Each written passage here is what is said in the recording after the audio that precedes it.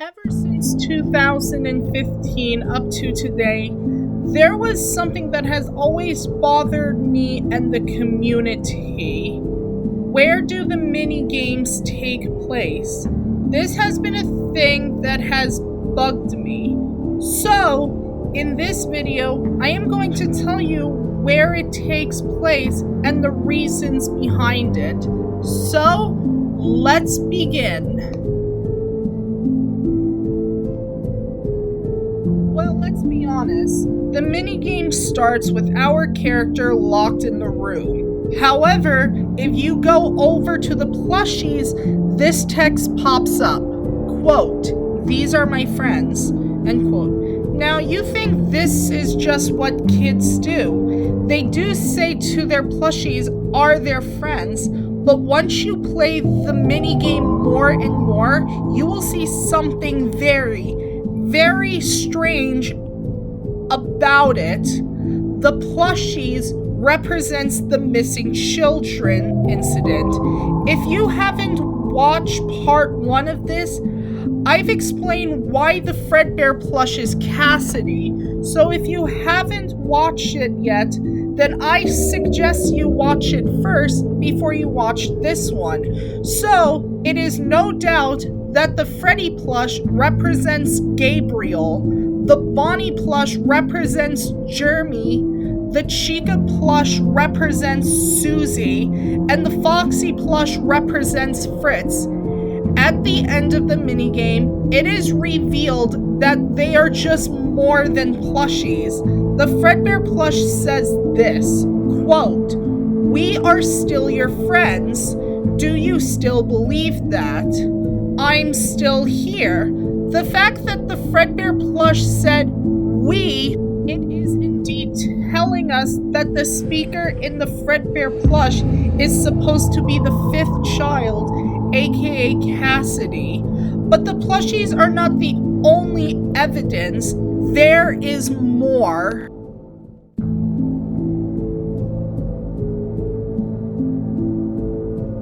Okay, so let me ask you this. What is the deal with these kids? Well, I believe that they are the MCI kids. They are just projected by Cassidy, while the pigtail girl is Cassidy.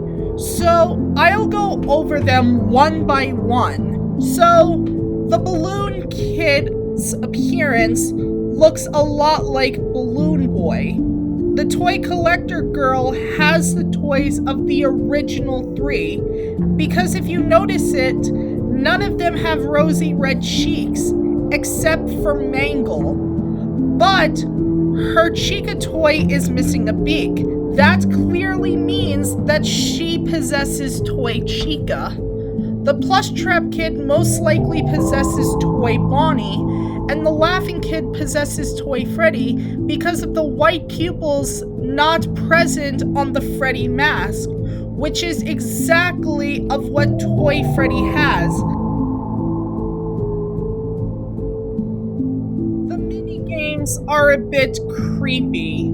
The first minigame connects to the balloon kid in BB's Air Adventure. And in the first part, you have to collect all 8 balloons. In the second part, you find the child and give them cake. When you do that, you've invited Gabriel to the Happiest Day minigame.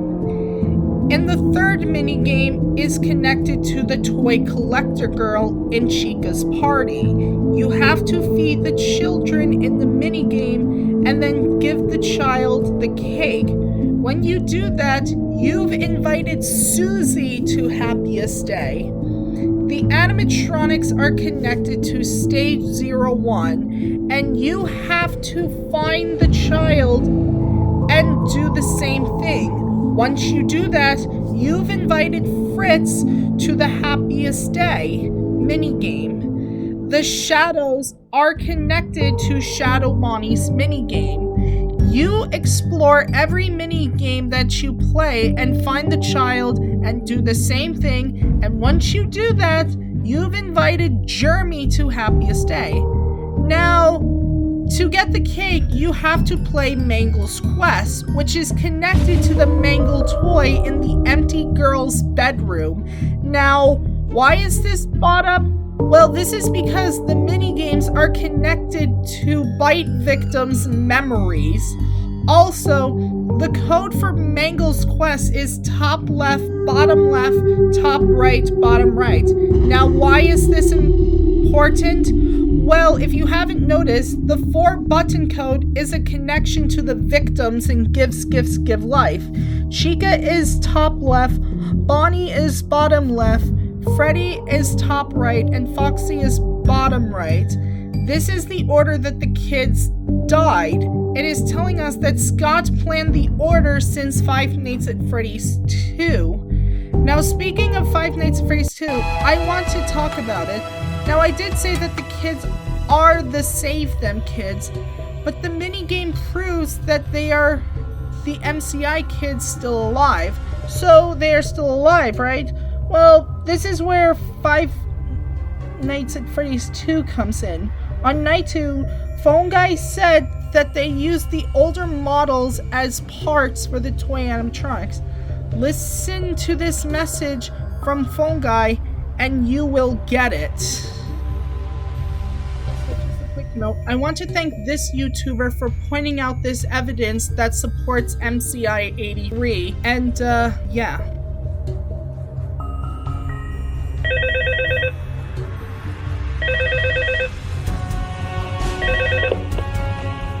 Hello? See, I told you your first night wouldn't be a problem. You're a natural. By now I'm sure you've noticed the older models sitting in the back room. Those are from the previous location, and we just use them for parts now. The idea at first was to repair them. They even started retrofitting them with some of the newer technology, but they were just so ugly, you know? And the smell.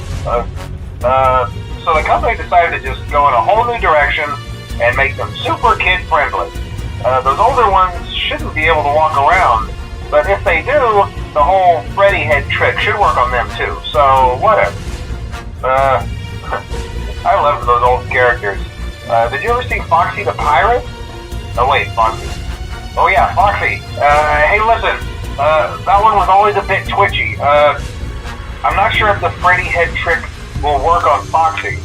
If for some reason he activates during the night and you see him standing at the far end of the hall, just flash your light at him from time to time. Those older models would always get disoriented with bright light. It would cause a system restart or something. Come to think of it, you might want to try that on any room where something undesirable might be. It might hold him in place for a few seconds. That glitch might have carried over to the newer models too. One more thing. Don't forget the music box. I'll be honest, I never liked that puppet thing. It's always thinking, and it can go anywhere. I don't think the Freddy mask will fool it, so just don't forget the music box. Anyway, I'm sure it won't be a problem. Have a good night, and I'll talk to you tomorrow. People use the leak story of Pressure as evidence to debunk MCI 83 because it mentions that the springlock suits have been retired until the story launched, and all it said was this, quote, "The suits were discontinued not long after they were created because the locking mechanism were often faulty," end quote. So they can easily get triggered by movement if they are not wound up tightly enough. So that's all it said, and it disproved nothing about MCI 83. Let's go over to what Phone Guy said in Five Nights at Freddy's 3.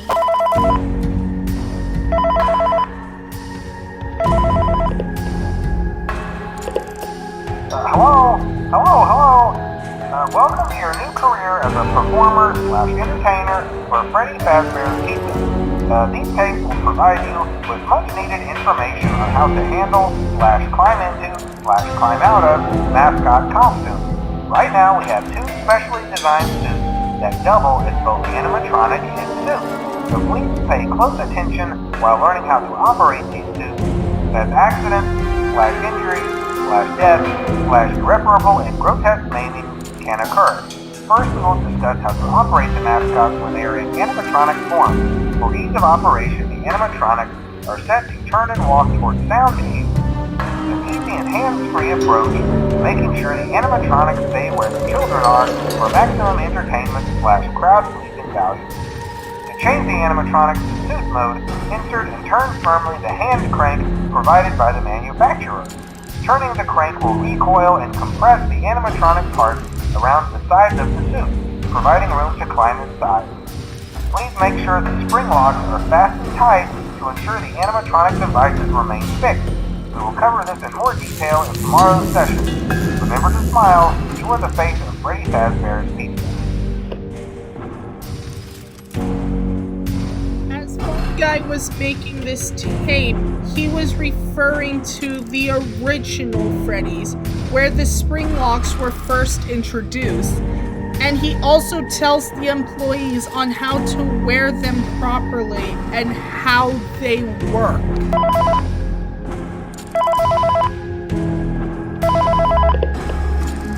Hello. For today's lesson, we will be continuing our training on proper suit handling techniques.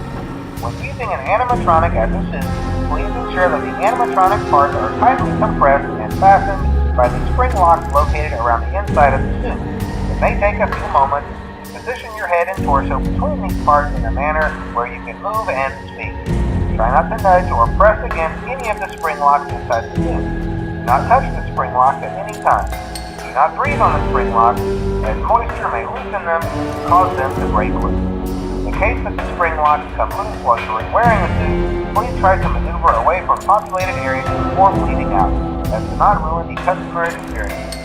As always, if there is ever an emergency, please go to the designated safe room. Every location is built with one extra room that is not included in the digital map layouts program for animatronics or security units. This room is hidden to customers, invisible to animatronics, and is always off camera. As always, remember to smile. You are the face of Freddy Fazbear's Pizza.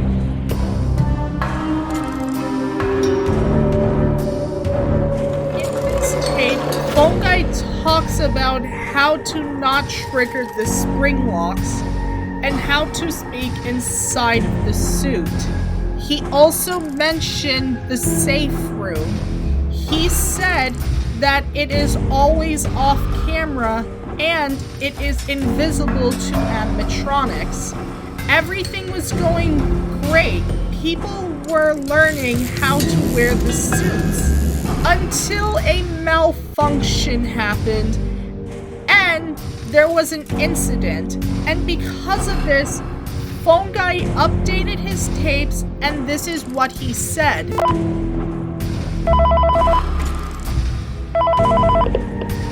Hello. There's been a slight change of company policy concerning use of the suit. Don't. After learning of an unfortunate incident at the sister location involving multiple and simultaneous spring lock failures, the company has deemed the suit temporarily unfit for employees.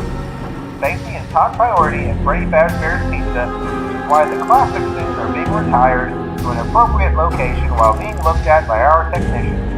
Until replacements arrive, you will be expected to wear the temporary costumes provided to you. Keep in mind that they were found on very short notice, so questions about appropriateness/relevance should be deflected. I repeat, the classic suits are not to be touched, activated, or worn. That being said, we are free of liability. Do as you wish. As always, remember to smile. You are the face of Freddy Fazbear's Pizza.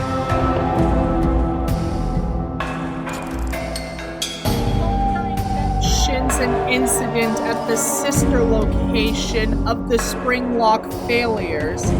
Of multiple spring locks went off, and because of this, the classic suits have been retired, and they have to wear the temporary costumes until the replacements arrive.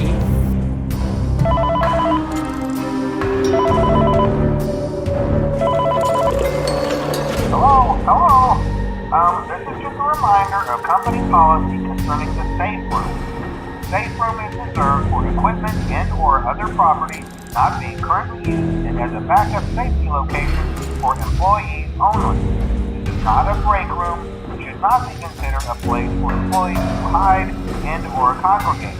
And under no circumstance should a customer ever be taken into this room and out of the main show area. Management has also been made aware that the Spring Bonnie animatronic has been noticeably moved. Would like to remind employees that this costume is not safe to wear under any circumstances. Thank you, and remember to smile. You are the face of Freddy Fazbear's Pizza. In this tape, William started wearing the Spring Bonnie costume.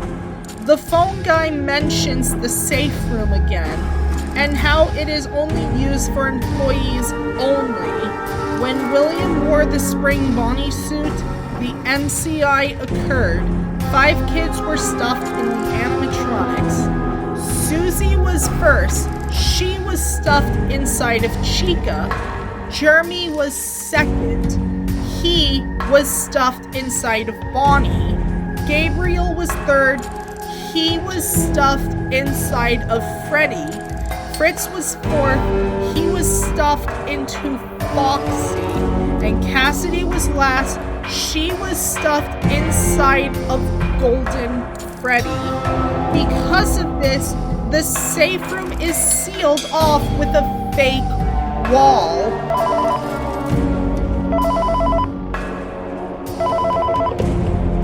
Hello. This is just to inform all employees that due to budget restrictions, the previously mentioned safe rooms are being sealed at most locations, including this one. More crews will be here most of the day today, constructing a false wall over the old door face. Nothing is being taken out beforehand, so if you left anything inside, then it's your own fault. Management also requests that this room not be mentioned to family, friends, or insurance representatives. Thanks again, and remember to smile. You are the face of Freddy Fazbear's Pizza. As mentioned in the last tape, the safe room has been off limits to everyone after the incident, and they replaced the door with a fake wall. So I would recommend it if you re-listen to the tapes again from Five Nights at Freddy's 3. Logbook, there is a mention about someone dying in a grisly work accident in Chapter 4. And on that same page, Foxy is writing what looks like to be a will. It also said, "What people do you miss the most?" And the faded text said, quote, "Do you miss them?" Which tells us that the MCI had already happened by that point. Also, the fact that I mentioned that on Chapter 4, that there is a mention of dying in a grisly work accident, what people do you miss the most? And Foxy is writing a will. And what was Phone Guy's last request for the night guard in Five Nights at Freddy's 1 before he died on night 4? That's right. Checking the empty suits and wonder what's inside of them. This is more proof that Foxy is a parallel to Phone Guy in the logbook. If you look over in the logbook, Foxy is looking at the camera. He gives you a thumbs up and he tells you that you're doing a great job, as if he is guiding you. Foxy is the mascot of the security logbook because Phone Guy was the one who created the logbook and Michael was the one that bought it.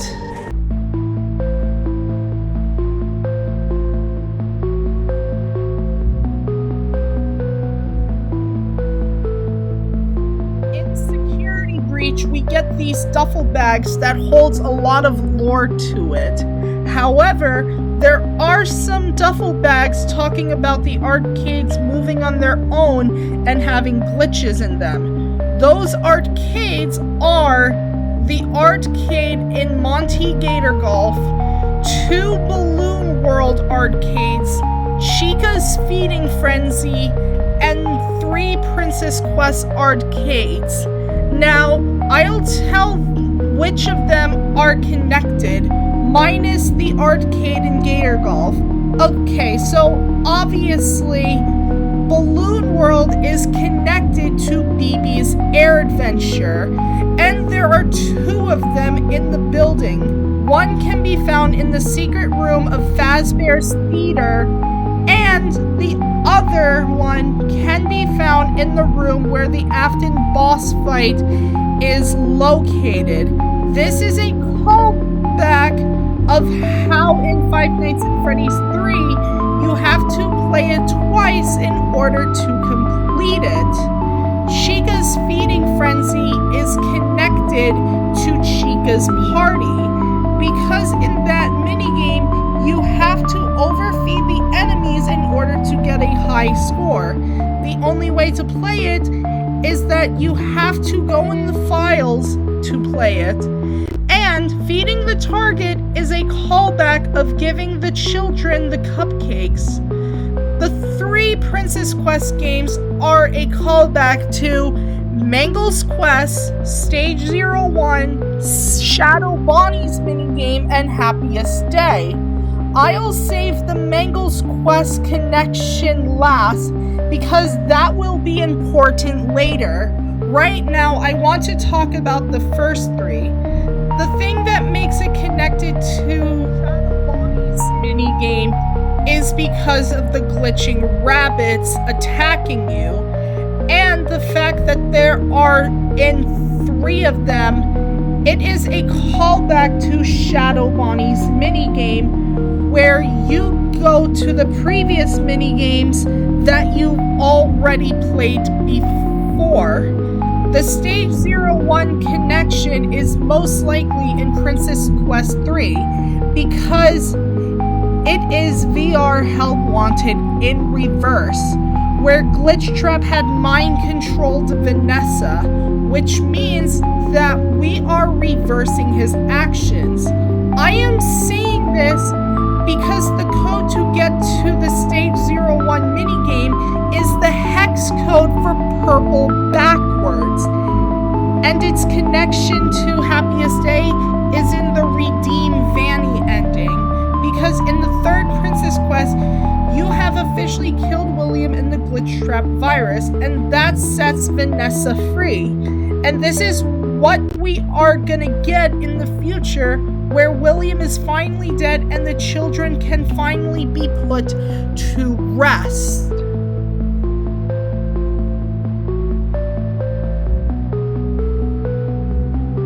Told you I was gonna save this for last. Now, why is this important?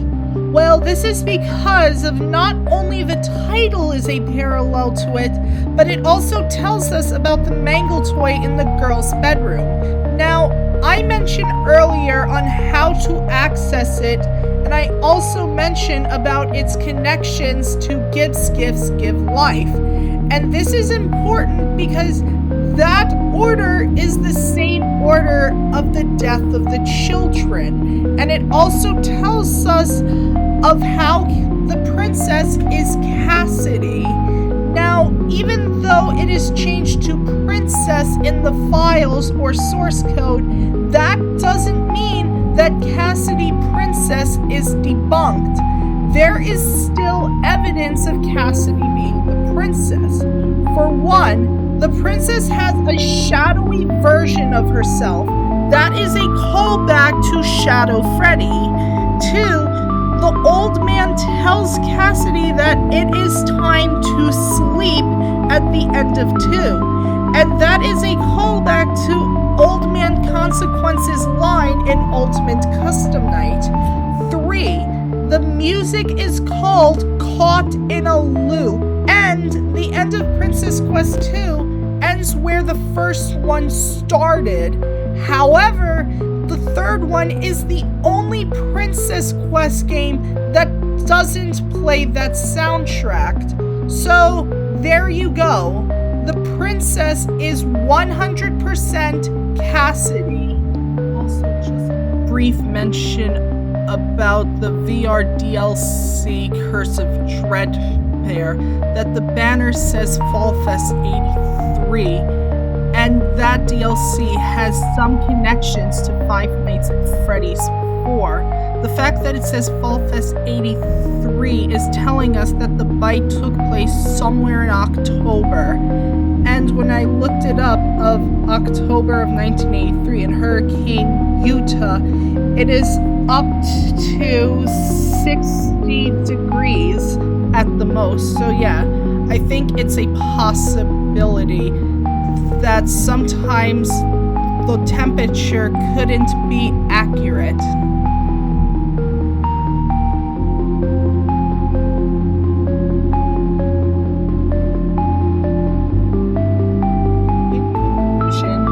Minigames takes place after the missing children incident.